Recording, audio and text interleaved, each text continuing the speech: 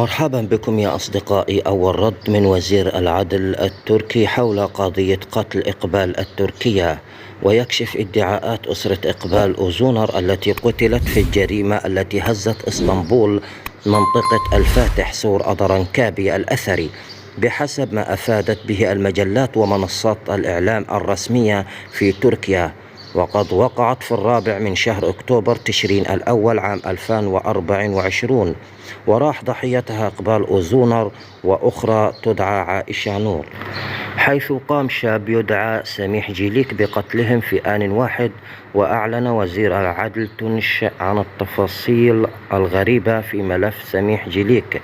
أدلى وزير العدل يلماز تونش ببيان بشأن مقتل إقبال أوزونر وعائشة نور خليل على يد سميح جيليك في اسطنبول أن الادعاء بأن أسرة إقبال قد اشتكت عدة مرات من قبل لا أساس له من الصحة.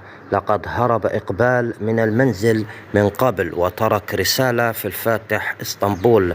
قتل سميح جيليك أولا بوحشية عشيقته عائشة نور خليل التي دعاها إلى منزله، ثم قتل أيضا إقبال أوزونر التي التقى بها في جدران أدرنكابي. وأدلى وزير العدل يلماز تونش بتصريحات حول جرائم القتل التي روعت تركيا في بث مباشر على إحدى القنوات التلفزيونية.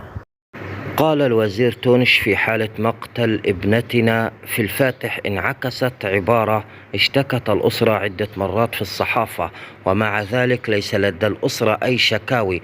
لقد هرب إقبال من المنزل من قبل. وذكر الوزير تونش أن عائلة إقبال أوزونر سبق أن أبلغت الشرطة عن ابنتها المفقودة، وقال تم العثور على الفتاة وإعادتها إلى المنزل في ذلك اليوم بالذات. كما حاول القاتل القيام بأمور غريبة العام الماضي وتلقى العلاج في باكيري كوي من تلك الإصابة، ولم تكن هناك شكاوي هناك أيضا. قال لا